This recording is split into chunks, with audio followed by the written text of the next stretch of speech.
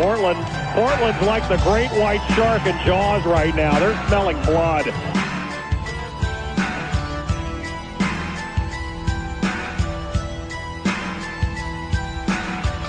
Big juicy jumbo jack, big juicy jumbo jack, big juicy jumbo jack.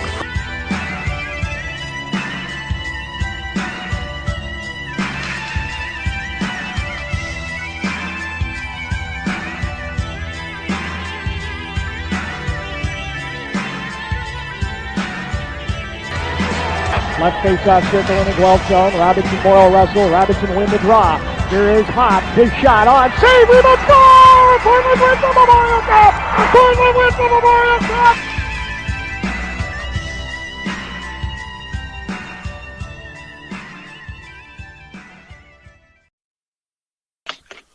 Welcome into Pucklandia. Pleased to be joined by Andy Kemper, the team historian for the Portland Winterhawks, and a longtime fan.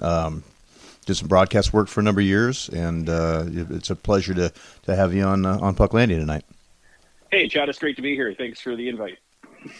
You know, I suspect we'll get some crosstalk from WHL Unfiltered fans. For those that aren't familiar with your work and your dedication to following this hockey team, let's get in your background a little bit.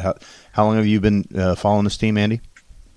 Pretty much since Game 1 in 1976. My dad grew up as a hockey fan in Portland, following the Buckaroos prior to the Winterhawks coming in. So when they came in 76, 77, I was 10 years old at the time. And he bought tickets for the opening night game against the New Westminster Bruins. Fell in love with the style of play and the age of the players and everything that went with it. And we went game-to-game tickets for the first year, and the second year we had season tickets. So I haven't got the exact number, but calculations that I have is around 37 home games that I've missed in the franchise history. So haven't missed very many, and so that led me into getting involved with the team a little bit, working with Dean Broman on some television broadcasts, doing stats for him, which opened the door for me moving into the radio side with him doing color.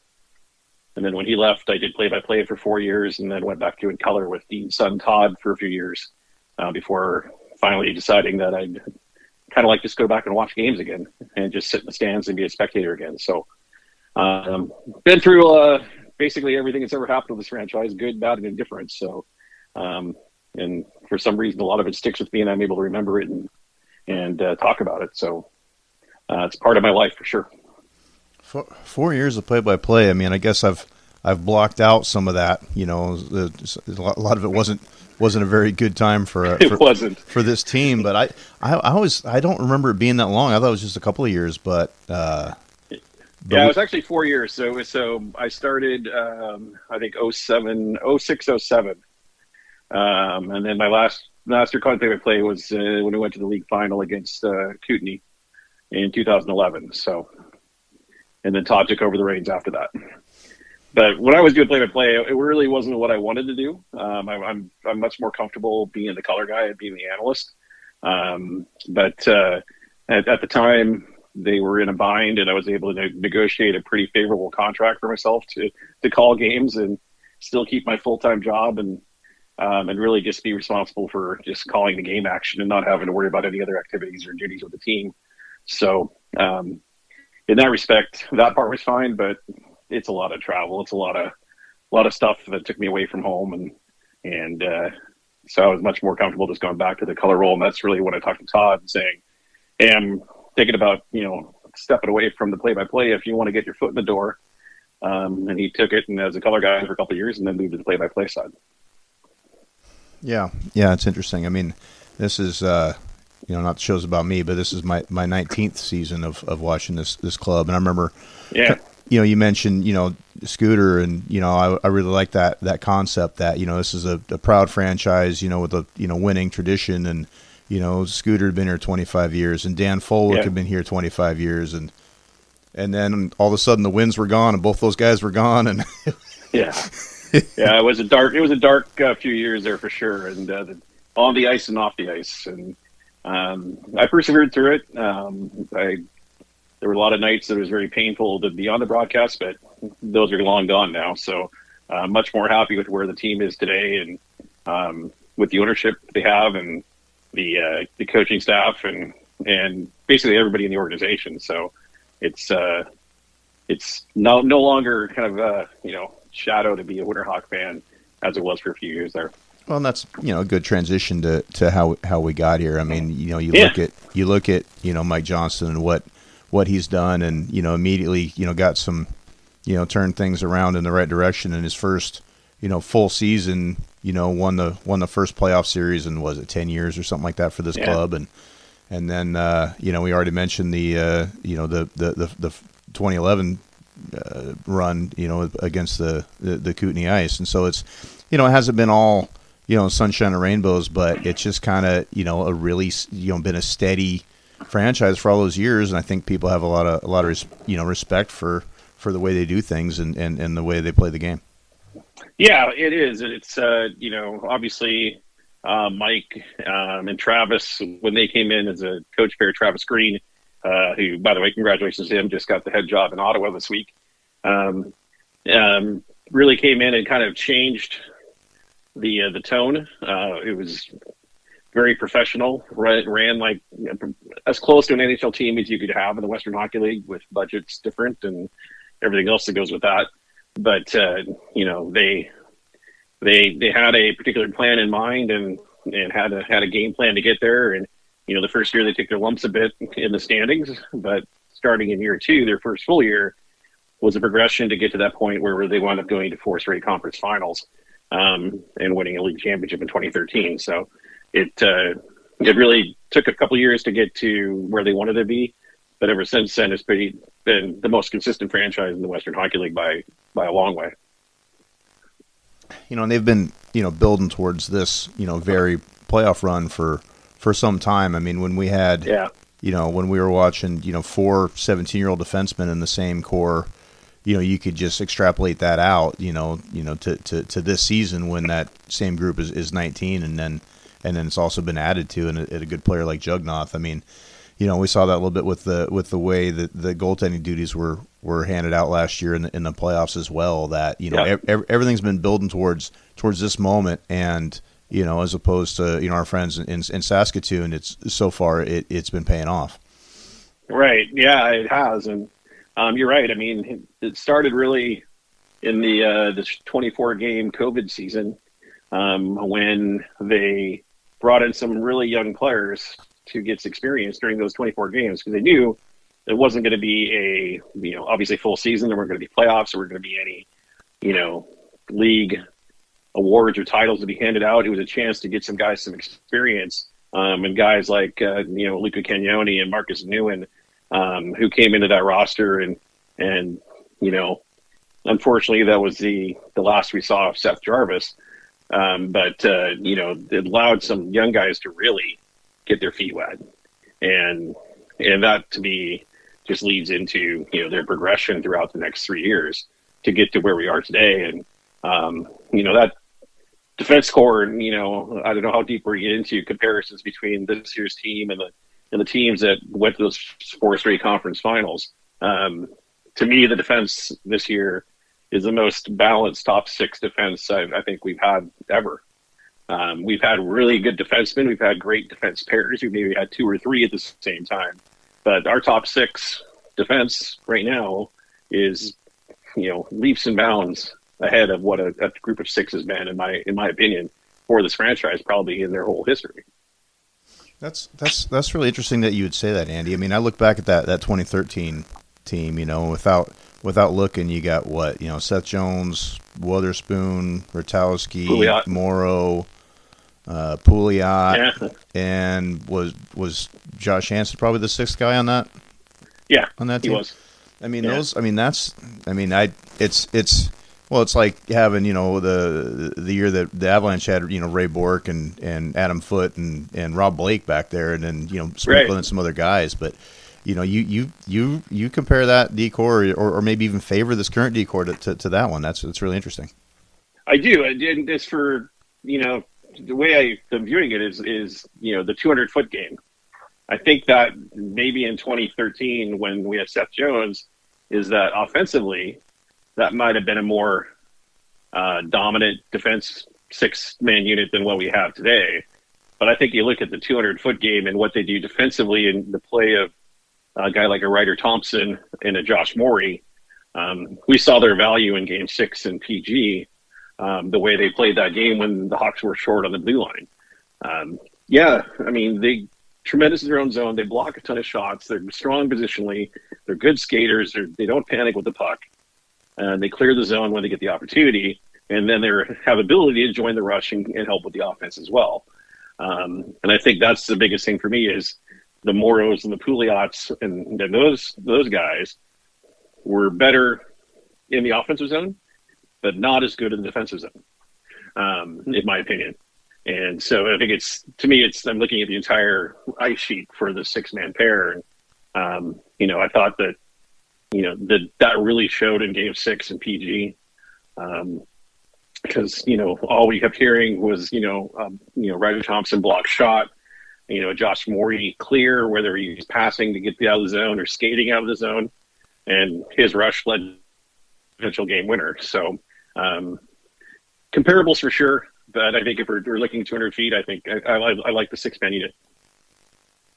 Yeah, no, that's good. I wouldn't have thought to go there. I mean, you mentioned that Game 6. That's something I wanted to get into right away too. Yeah, sure. I mean, what a fantastic hockey game. I mean, that had to be one of the best games I've seen. I'm not like my buddy Steve McLean. I have a spreadsheet, but I mean, that has to be one of the best hockey games I've seen. Ever. I mean, what a goalie battle, and nobody really had much of an advantage in a double overtime. I mean, I hope that doesn't get lost to history as far as how special of an individual game that was to seal a really important series. Oh, for sure. I mean, it ranks up there. I mean, at any level for me. I mean, the only thing you might compare it to, in my opinion, it would be like an Olympic gold medal game, U.S. Canada kind of thing. That were just tremendous battles. NHL playoffs, you can get to that level too. But I think for this level of hockey, that I agree. I think this is top 5 as far as all-time games that I've watched, because it had everything. I mean, you had tremendous offense that didn't necessarily result on the scoreboard, but creativity and passing and vision and doing all the right things to create opportunities, and then only to be denied by goaltending that was out of this world at both ends. You had defensemen sacrificing their body. You had anything you can ask for. And I really thought, even though the power plays were 4 for PG and only 1 for Portland, I thought the referees called the game the right way also. I mean, there were things that they could have called in that game that would have led to more power plays that probably would have been called in the regular season. But to me, it just added to the battle and the battle of wills to get to, the game, eventual game winner in the second overtime. So I thought, from the officiating to the players, to the coaches, to the chess matches they were playing and trying to get the right matchups, to just the sheer will of 4 defensemen for Portland having to play, basically almost 2 full periods to get the win. So it was, I don't know if we can put it in the time capsule or what, or, it's one thing that I'm going to find a way to get a copy of it so I have it in my records. So I can watch it at some point if I want to again. So it was an incredible game. Yeah. And you have to feel for the Cougars. I mean, every time they get something, the last, however many years, once they get something good going, then they have to match up with the Winterhawks and it hasn't worked out well for them. But, you'd like to see them have success other than that. I mean, we talked about the struggles that the local team has been through, and, the Cougars are no stranger to that. I mean, you've called games in the CN Center, and it's and probably watched, all of us listening probably watched plenty of them on video, and it's those that green seat color really well because there's nobody ever sitting in them, and to have that full barn like that, I mean, it had to be such a thrill for the fans, for the Cole Waldy, for Mark Lamb. I mean, they almost didn't know what to do with it. You know what I mean? As far as having a good team and high stakes poker and all that. I mean, you've got to feel for the run that the Cougars had this year. Yeah, I mean, they have a tremendous team. I think next year they're going to be right up there again. Obviously, they have the goaltending with Ravensburg, and they're going to lose some top end guys, but they have a lot of depth, and they're going to be a contender again next year. But you're right. I mean, for me, I look at a couple things for them that maybe kind of hindered them a little bit. And one of them for me is going to Cohen Zemer with his injury that he suffered in the fall. I think it was in November with a very, very tragic leg injury. He came back and played right at the end of the season into the playoffs, but he wasn't, in my opinion, the same player he was prior to the injury. And I know it takes a lot to come back from those kind of injuries to be a productive guy. And he did have a great game, obviously, in Portland in Game 5. But I think if he would have been, 100% healthy for the entire season, he would have been a different animal that we'd have to face in the postseason. And I really think that the Winterhawks as a whole did a good job on Riley Height and Zach Funk through the entire series as well. And, they had chances, but they weren't grade A scoring chances a lot of nights. So I think, for me, the biggest thing for them was not having a full 100% Cohen Zemer for the entire season, because I think they probably that might have been a difference to get them over the hump into the Western Hockey League final. In a lot of ways, it was a really bizarre series, just from the fact that there was a lot of lopsided scores that I think a lot of people, myself included, didn't feel like they were really reflective of the gameplay. I mean, that game 1, that 5-0 loss, I thought that Portland played pretty well in, and the what was it, 5-2 or 4-1? I think there was a couple of those here in the Glass Palace, and I thought that Prince George played pretty well in those games. So it was kind of a even that 6-1 or whatever that lopsided one was, I didn't think was even that bad either. So it was kind of a lot of times the score in hockey isn't necessarily indicative of the play, but typically it is. I thought it was kind of an odd series in that regard.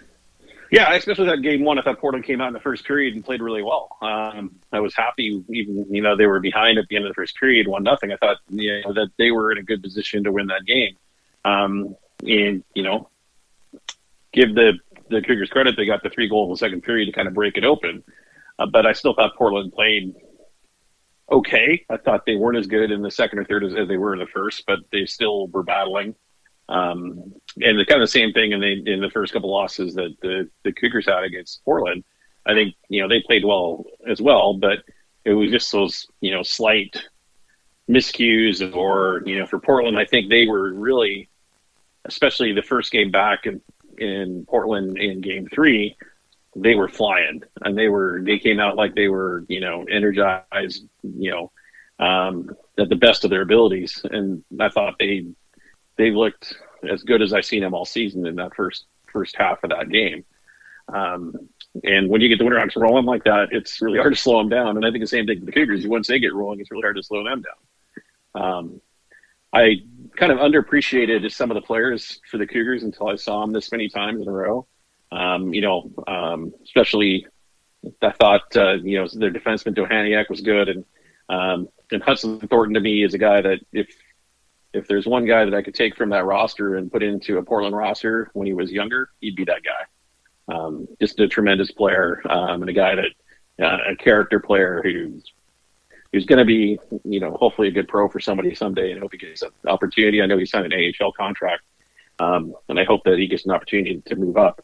But there's other guys up front that I didn't really know a lot about.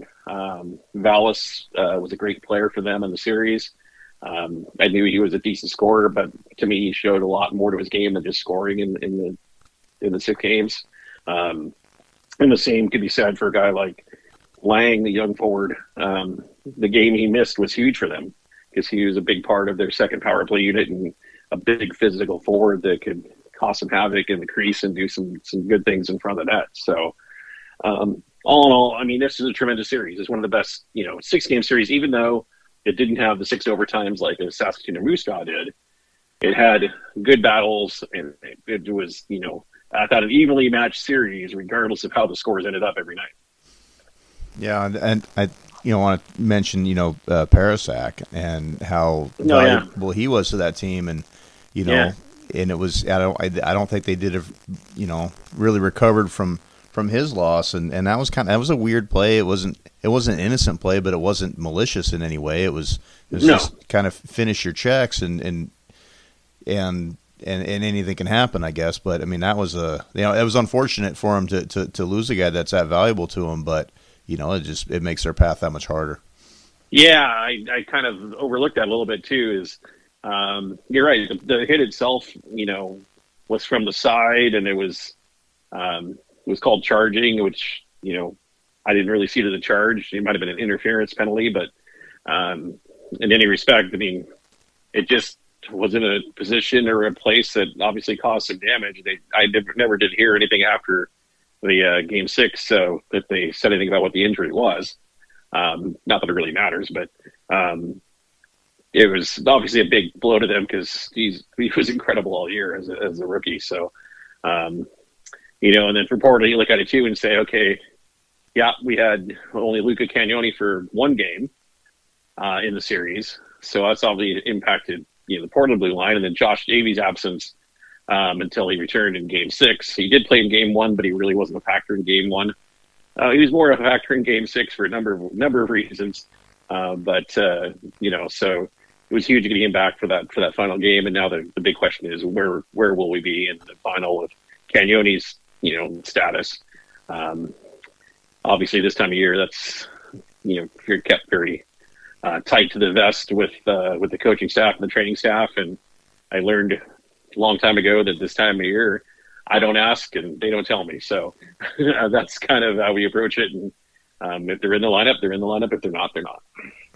Yeah, and then obviously Southern was one of the guys that went down in Game 6, and took one shift afterwards and after the incident, and then that was it. So that apparently didn't feel he could continue on, and then it's a quick turnaround. Fortunately, for all of those woes, they didn't have to take the buses back home, and they took the shortcut and flew, which was interesting that they were able to do that. That's probably a good thing for a quick turnaround for the next series to start. Yeah, exactly right. I mean, that's I think that I'm sure that obviously the league would have to approve that for the Winterhawks to do that, but I think it comes down to they basically are in the finals now, and adding a 14-hour bus ride home onto that would be a tough thing to do for a team that just won a championship. You want to try to make it as equal as possible, and Moose Jaw is flying into Portland for Game 1 on Friday. I'm not sure when they're coming in. I don't know. I thought it might be today, but I never heard anything if they did or not. This is Wednesday when we're taping this. Southern's thing it was tough. I mean, he had an incredible shift, blocked 3 separate shots. The last one hit him, looked like a pie. And he went down, and you're right, he came back and didn't look very good in that one shift. And he's a guy that's, extremely underrated with the way he's performed in the last half of the year. Once Jugnoff joined the team and they were paired together, they were as good as any defense pair in the league for the last 2 to 3 months here. In fact, right now he's leading the playoffs in the plus-minus at plus 20 through the 14 games Winterhawks have played, which, if that was going to stay that way, it would actually set a franchise record for the highest plus-minus in playoff year for a Winterhawk player. The current record's held by Matt Dumba, who was plus 18 in 21 games back in 2013-14. So hoping the Southern get back in the lineup. It didn't look great when we saw him on the ice after the game and the celebration. He obviously had an arm immobilized, or part of his upper body immobilized. But we'll see what happens. You never know. He could be back, but he could not. Yeah. There's definitely been times, I'm thinking even more last year that, I thought Southern, you could almost, if you swap jerseys with him and Cagnoni, you almost couldn't tell at times.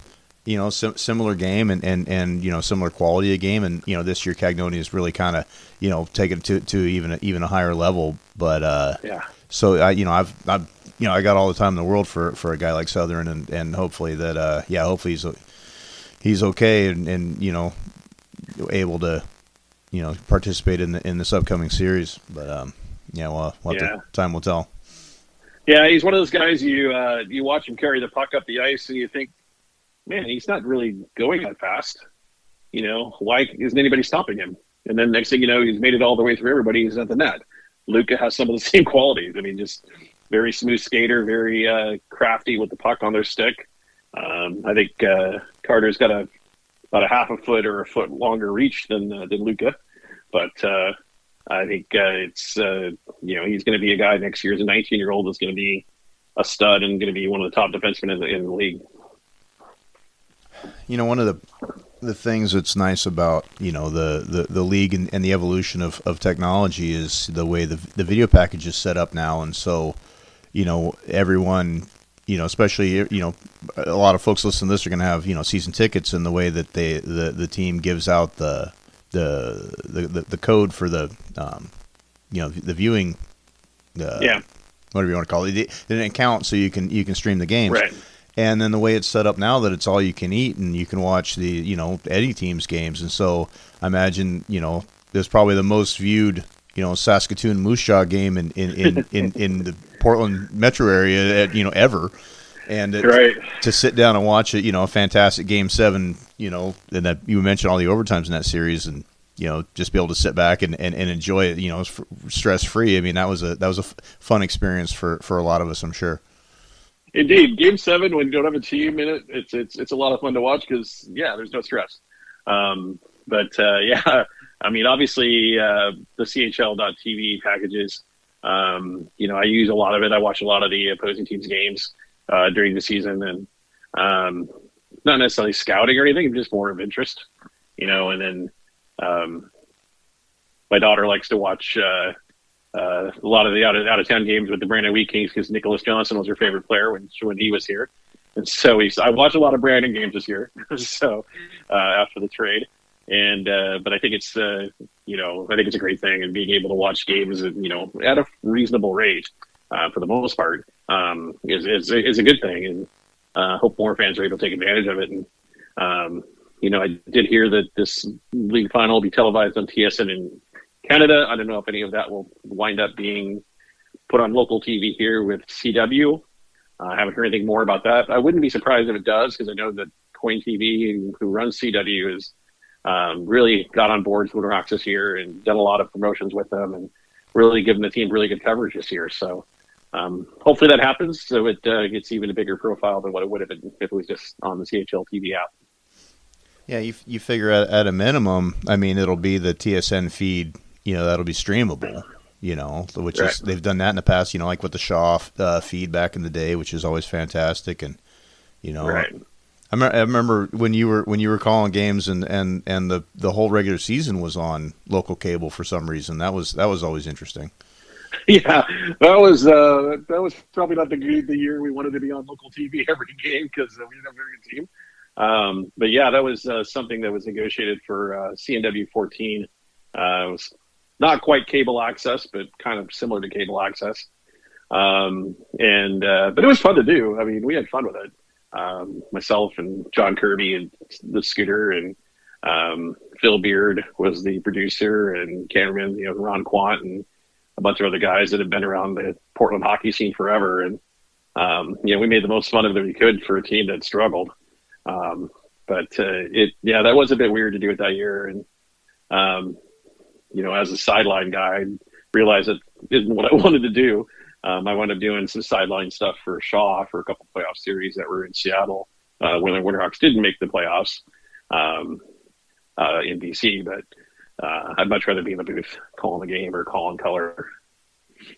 Yeah, but just for that Kyle Bailey teddy bear toss goal alone, it had to be worth it, right? Yeah, the only reason I was doing play-by-play that game is because Scooter had laryngitis. He lost his voice, so I wasn't supposed to be calling that game. He was supposed to be calling it, but he couldn't talk, and so it wound up being an iconic moment for me and something that I'll keep in my archives forever. But the true reality was that I wasn't even supposed to be broadcasting that game, other than being the sideline guy. So never know how it's going to work out. Well, there's plenty of guys that shouldn't have been in the league that were playing in that game too, but that's neither here nor there.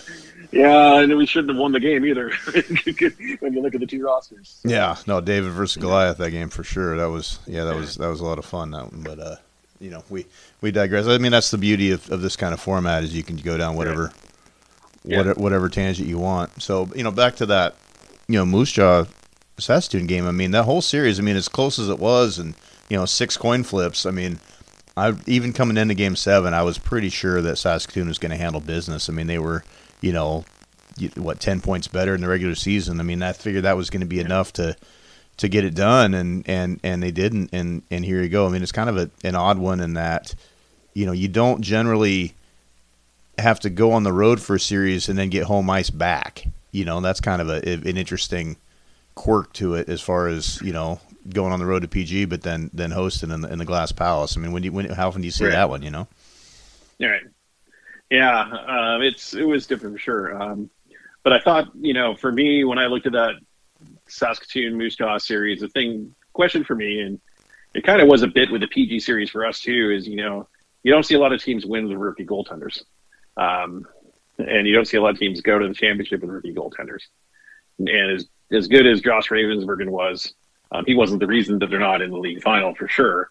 But he did have a stretch of game 2 and 3 where he gave up 7 goals in basically 4.5 periods to really allow Portland to get their legs and get and take control of the series early on. And I thought the same thing for Evan Gardner a bit, where I thought he really was quality for Saskatoon, but there were times when he didn't perform maybe as well as he would have in the regular season, and allowed Moose Jaw to win some games. But the funny thing to me is I looked at the numbers, as far as the overtimes go. 7 overtime games for Moose Jaw in the playoffs so far. Portland's had 2 overtime games, but when you add the amount of time they played in overtime, there is 12 minutes difference between Moose Jaw has played 53 minutes of overtime. The Winterhawks have played 41 minutes of overtime. 7 games versus 2. So it's really not that much difference as far as actual gameplay goes, because most of the overtimes in the Saskatoon series ended fairly quickly. The longest one went 18 minutes. So I just thought it was kind of an interesting statistical number to say, for as many overtimes of games they really haven't played that many minutes of overtime throughout the playoffs. Interesting. Yeah, and I wouldn't. I mean, typically we don't have the long overtimes in juniors. I mean, it's just too high scoring of a league, and that's what makes it fun. You get tired skaters and the long change, and in a league that there's a lot of goals anyway. I mean, you're typically not gonna go all night. I mean, notwithstanding if you're Everett and Victoria that one time. Right. But that to me, once you get past, it was almost to the point in Game 6 that once it gets to halfway through the second, there's hardly any legs left for anybody. So it's going to be a mistake that leads to the goal one way or the other. I really thought that the goal Portland scored was obviously not a mistake on anybody's part. And I thought it was a good goal, and I thought Josh Davies has one of the better wrist shots in the Western Hockey League, and used it to his advantage to score the winner. So I'm kind of glad it happened like that, and it didn't go any further, and it got to the point where it was more of a slog fest, because I think that would have taken away from what the rest of the game would have been. But that game could have ended 14 times in the third period or overtime alone, if not for some tremendous defense and tremendous goaltending that allowed it to go to the overtime session. Yeah, I was. You mentioned both those overtime games. I was, at some of the viewing parties for both of them. The Everett game that was in Camas at the at the brewery, and then which is a nice place, and I go there anyway. And then Game 6, I was down at Cartside, friend of the podcast, and I went down. I saw the bartender a little bit, and I was like, hey, you know how this works, right? They could play. I mean, they play indefinitely, and she's like, you guys got people here. I'll stay, we'll keep it open as long as it takes. I'm like, this, what you're getting into here. And we wrote it out. I had a sound meter app on my phone. I think the room hit like 116 decibels when they scored that. That's incredible. That goal with, and people had left. Of course, you had a little bit of attrition. It got to be late. I mean, it was tough going, getting up and going in at 6 the next morning. But But yeah, I mean, it was fantastic. It might have got to 100 decibels in my living room, so you never know. Yeah, so I was trying to. Apparently, you have to have the fancy the pay feature to record such things, but right. Which is why I had it open. So I was like, oh, this will be kind of fun, and then because they were getting pretty rowdy in there. It was, I mean, obviously, we have a pretty excited fan base. I mean, I assume you saw the welcoming party at the airport when they landed. That was pretty cool. I always like that kind of stuff. I do too, and it's. I wasn't able to go into that. My daughter went in with one of her friends and was there for that. But I think that's awesome. I think the players really appreciate it.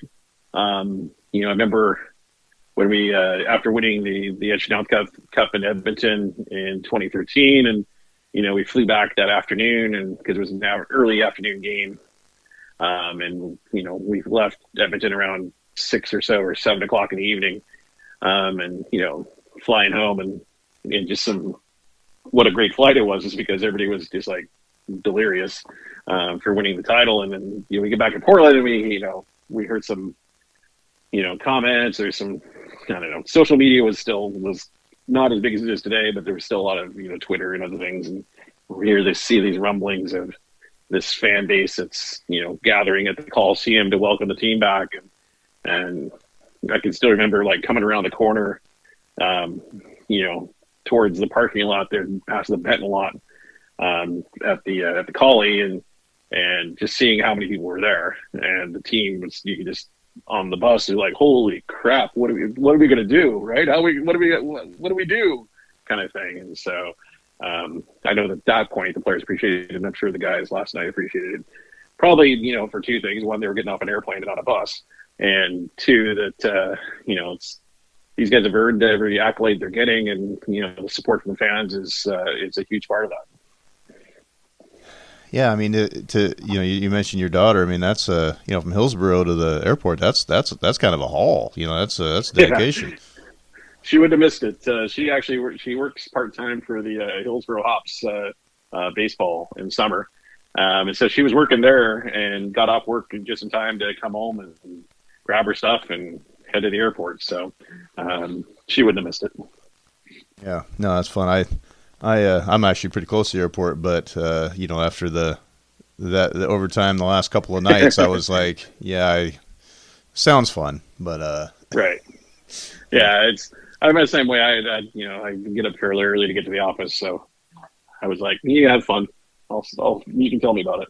Yeah, that, and I figure I'll invest my time in this. So right, yeah, exactly. So I mean, you probably, I assume you caught a good portion of that series, and maybe some of the other, Moose Jaw's exploits. I mean, what are your kind of initial thoughts about the Warriors and the way they're playing? Well, obviously, I mean, you look at just some of the names in that lineup, and their accolades and what they've accomplished in their careers, and it's to me, it's Prince George +1, I think, is kind of the way I look at it. The one for me is Denton Matejchuk. He is by far the best defenseman in the Western Hockey League. He was named rightfully so with that award this week. Just an incredible hockey player.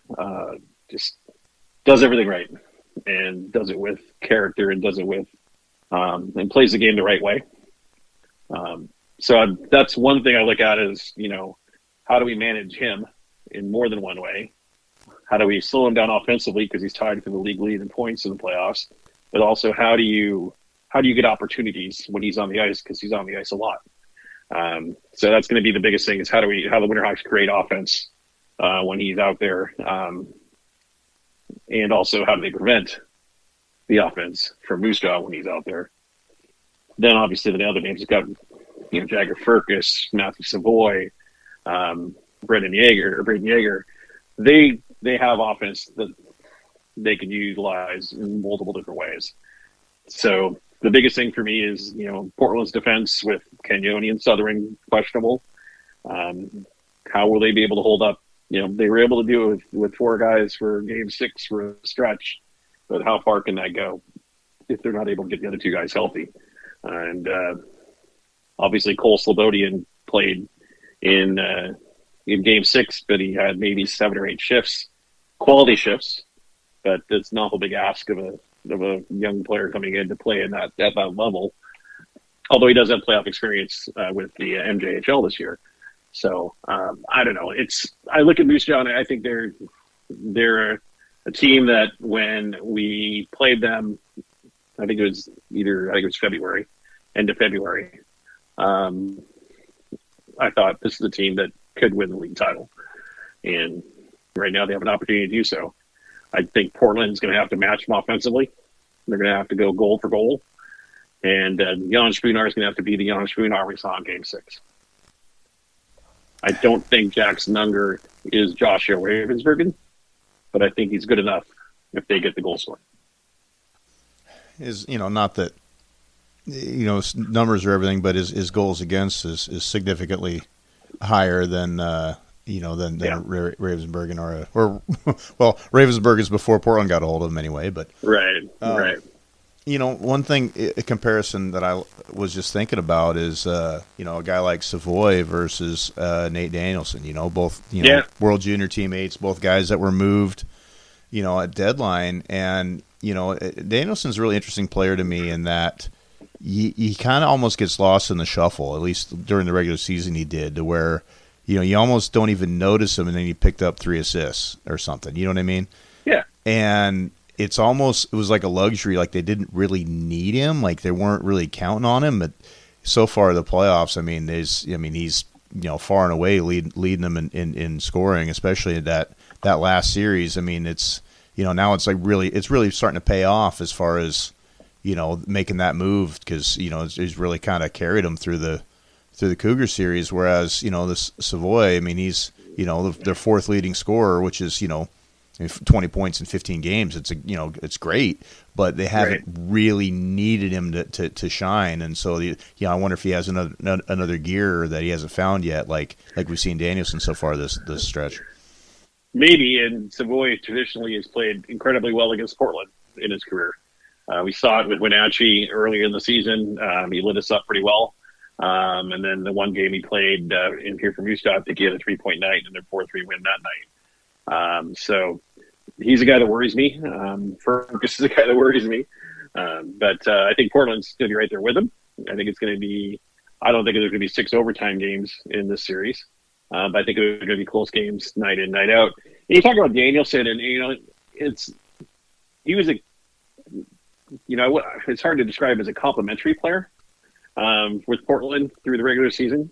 But I thought he came in and really, didn't try to take over, didn't try to, be, number top 10 NHL draft pick coming into a roster. He really, tried to fit in with the team and play his game.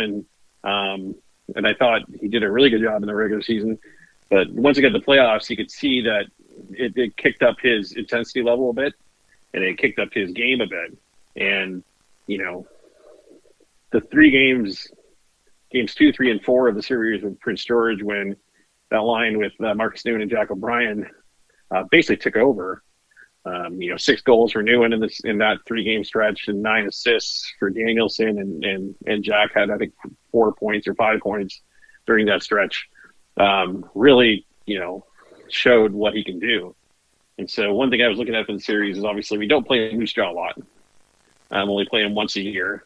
And so there's not a lot of history when you look at Winterhawks versus Moose Jaw in their career, with the exception of, obviously Josh Davies and Nate Danielson, because I came to the Eastern Conference, and, Josh Davies against Moose Jaw does not have great numbers.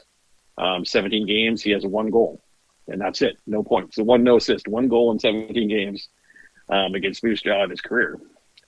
Danielson, in 19 games, 9 goals, 13 assists, 22 points in 19 games against Moose Jaw as a Brandon Wheat King. So he's had good success against Moose Jaw. And I think it's a benefit to have him and Davies on the roster because they're going to be able to maybe give some insight into Moose Jaw and how they play and style. I mean, you can learn a lot from video, but I think, player insight from real-time game action, I think is beneficial as well. So I think that they can bring that to the team as far as their knowledge of the Warriors. But, Daniels is going to be a key for the series. Same with Clausen and Stefan, who didn't have – I thought they played fine in the first road series. They just didn't have the offensive numbers to back it up. I thought Tyson Remco on the line played well with them. Be interested to see if Mike goes back to Davies now full time with Stefan and Clausen for this final series. So those you have to be your best guys after your best guys. And then if you get some complimentary scoring like from Kyle Jazowski, like he lit up Everett, and then defensive scoring, Jugnoff and others, then that's a recipe to win the series.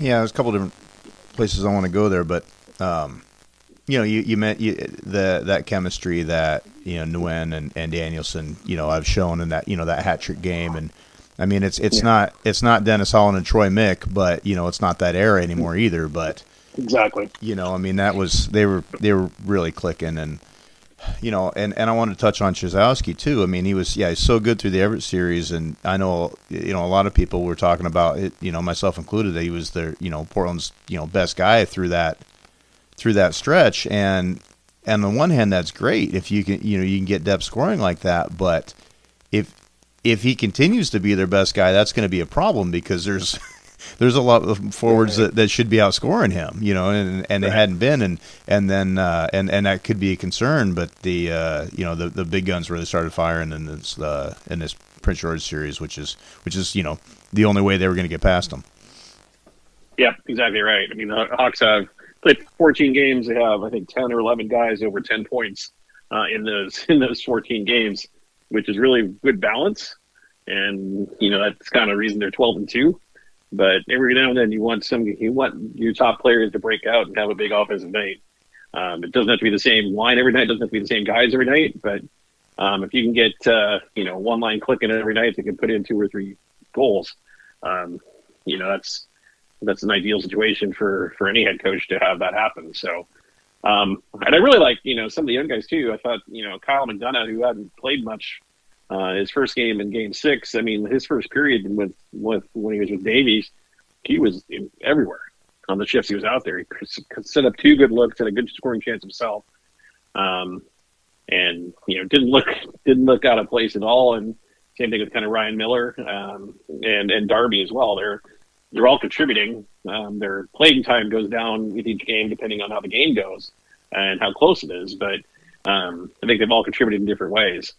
One thing for me, I did want to talk about. We talk about Jugnoff a lot, but I do want to talk about him a little bit. And coming in from Wisconsin, and I know when he first showed up and the price that was paid to get his services, there was fans. I read on a few different things that were really questioning. Is he worth it?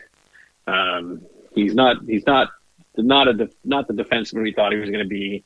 And the more I think about it now, for him is he was coming from Wisconsin. Where he hadn't been playing a lot of hockey. He'd been out of the lineup as a healthy scratch a lot of games, getting practice time, but practice and game time are different. And I really think for him, it took him, maybe 3 to 4 weeks to get into true game shape. And once he did, he showed us why he was an NHL draft pick. And he's one of the more crafty defensemen with the puck in the offensive zone that we've had maybe in the last 20 years. Doesn't get pushed off the puck very easily. He's much better in his own zone defensively, physical enough when he needs to be. But for me, the thing that really sets him apart is hockey sense. He can really read a play. He knows when to make it deep, to get away from check or, spin to get himself into open space and create open opportunities for him and himself. But I really think for him coming in from Wisconsin, it took him a good 3 to 4 weeks to get his legs back. And once we did, he's been lights out. And I think he's going to be a huge part of this next round. I mean, to me, it's if to answer that question, what was it worth it to make that trade? Well, I'll tell you here in about 10 days.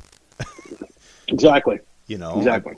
If you had to trade Jerome McGinley to get Joey Nieuwendyk and you win the cup, but then you missed out on an entire career of Jerome McGinley, it doesn't matter because you won the cup. Right. Yeah, it's the results that matter in the year the trade happens, basically. Yeah, and so and this is again they weren't as strapped as I already mentioned the Blades, but I mean the Winterhawks have a lot invested in this year as far as the Bantam draft is what, tomorrow, right? So yep, and it's going to be kind of a lonely day a little bit, and they're not picking real high in the next couple of years, I don't think, but they they never plan on picking high as far as even if they have their picks, but right, and so it's they got to make hay when they can. Yeah, it's always an interesting time when you get to this point in the season, and there's two teams still fighting out for the league championship while everybody's planning for their future and the Bantam draft. I understand why they do it now. There's a lot of things that have to do with like club hockey and dates and commit dates and those kind of things. Because players and teams draft, they'd like to make sure they're going into the programs that they want them to go into to play their next season of hockey. Because they're, other than one guy, they're not going to be eligible to play in the Western Hockey League next year. So. I understand why they do it now. It's really weird timing sometimes when you're drafting for your future and you're playing game one for the league championship the next night. Yeah, it's or again you're a team that you keep talking about, but you're a team that got eliminated, but then also doesn't have any picks, and so it's right. You're shifting focus, but then like you're not really. I mean, or you're the team with the first overall pick and nobody to make the pick in this case, right? Yeah. So that's a weird one. I mean, and that's exciting to have the first or second, I guess, exceptional player to come into the league, and yep. we will see plenty of them here in the next couple of years, right? Yeah, we didn't get to see Connor Bedard very much in Portland, unfortunately, but I think we're going to see Landon Dupont quite a bit here in the Rose City. So looking forward to seeing what he can do. I remember watching his dad play in Kamloops, and he was a hell of a player. So. Looking forward to seeing what you can do. So I've kept you for a little while. I mean, we joke about talking all night, but and I don't. This isn't the kind of show that we do predictions. But I mean, how do you feel that? How do you feel this Moose Jaw team is going to match up here in the Rose City? I think it's going to be a tight series. I think that there's two teams that are veteran teams, two teams that are going to play. Controlled hockey. Obviously, I think the Eastern Conference is known more for playing defensive structure, while the Western Conferences are known more for playing up-tempo style and rushing the puck and joining the rush more. It's just me to see which style wins out. Obviously, Moose Jaw has the ability to play that wide-open style too, but will they play it as much as what we saw from Prince George in the second round, or the third round, excuse me. I'm not going to make a prediction who's going to win the series. I just think it's going to be great hockey. And, for me, it's an opportunity to see somebody other than the Edmonton Oil Kings in the championship series. Saw them way too much there for a few years. And it's also a chance to see my good friend Jimmy Gallo, the play-by-play guy of the Moose Jaw Warriors, back in the Rose City. Jimmy is one of the best people I got to meet in the Western Hockey League when I was broadcasting, and he is a heart and soul guy, and he is his own person, and he's just one of the best people I got to meet. So can't wait to see him on Friday night at the rink, and I hope that he has fun calling his first Western Hockey League final as much fun as I had when I was doing it back in 2011. And we had him on Unfiltered about 2 months ago, so the listeners want to see. I mean, obviously things have happened for Moose Jaw since then, but they have the same guys, they have the same coaching staff. It's fairly recent as far as the way podcasts go. But Look into that. Yeah, I was bugging him today about trying to find a dance partner for more shows like this, and he didn't really have the time. He was he had his hands full trying to make travel plans and everything else. He runs the show there for them on all the or not the marketing, but the broadcasting and all the other side of it for the media relations. And there's a lot of demand, I think, probably in Saskatchewan for a lot of their guys to talk. And, trying to make sure they all catch the flights and they have all the right documentation, waivers or whatever it is that you need to be able to fly to the U.S. from Canada. And so I know he's probably very busy, just like Nick Merrick will be for Portland and, others within the organization to make sure that we're all covered as well. But I'm kind of glad I'm out of that now, honestly. I'm kind of glad that I could just be a spectator. And, I did kind of halfway think in my head of how can I get to Moose Jaw for the games next week. But unfortunately, I don't think that's going to be in my cards. I'm a president of a company here in Oregon, so they kind of expect me to be there every now and then. But I'll be more than glued to whatever way the games can be broadcast, whether it be on the local TV or on the CHL.TV, in my living room. And, this is the best time of year and this is what you fight for. And the point of the journey is not to ride. The point of the journey is to have an outcome. So can't wait to see how it starts. Yeah. Well, I mean, I hear that Saginaw's levied this time of year too. So you got that. Yeah, I actually have I have a brother who lives in Grand Rapids, Michigan, which is about a 2.5 hour drive from Saginaw. So that's kind of been in the back of my mind too. So yeah, I was looking at not too much though. A couple months ago, I was looking at tickets. They weren't, and not even that long ago. It was probably first round, second round. I was looking at tickets. They weren't insane. I mean, not the plane tickets. I guess I don't think I made it that far, but looking at the game tickets. The last I saw, they were selling 2 game packages, and they were. For the round robin games, they were like $79 or $99 depending on where you were sitting. And they went up about $20 for the semifinal and the final. So not too bad. Yeah, entirely too high for juniors, but I mean it's a big deal. I mean, I paid $100 to sit in Climate Pledge. Yeah. But it was on the glass in the corner, and it was a special, unique deal, and I don't know what those seats cost. One-off. That's a one-off thing, right? It was. Yeah, but it was cool. Yeah, I thought it was a fun game too. Even though we didn't get the win we wanted, but I thought it was a great event, and I was glad that they were able to do it. I was pretty chapped, that they gave up that point, and then the same with the shortly after to Tri-City, because I was worried it was going to cost them home ice against Prince George, and it did, but it didn't matter. It came out fine. It didn't matter. I mean, at the end of the game, you win one on the road, and home ice is back in your pocket, and with 3 games at home. This is an odd playoffs. It's the first time I think any team has had all 4 series be 2-3-2. Obviously, the first and second round didn't really matter because they were 1 and 4 games. But 2-3-2 is a big factor in the PG series, in my opinion. By winning the game 2, and really, gave Portland a huge advantage coming back for 3 straight. Same thing in this series. If Moose Jaw is able to win one of the first 2 games in Portland, go back to their building for 3 straight, it's going to be a huge thing in their favor. So it's, you still have to win 4 games regardless of where you do it. But for 2-3-2 in 4 straight series, it's never happened as far as I know in the Western Hockey League. Yeah, no, that's an excellent point. I had forgot all about the format in the first 2 rounds because, as you mentioned, it didn't go far enough for it to matter. And I thought definitely a factor, in that. When the Cougars had lost 1 home game in 3 rounds of playoffs, and they almost didn't make it back, and that's just that would be so frustrating to be in that position as a fan. I do think the league has actually put it as a stipulation that if the travel is more than X number of miles or hours, whatever, kilometers, whatever it is, that they will go to a 2-3-2 format, and it just. Since we have to worry about charter flights and everything in the league final and costs associated with that, it just makes sense to limit the back and forth travel.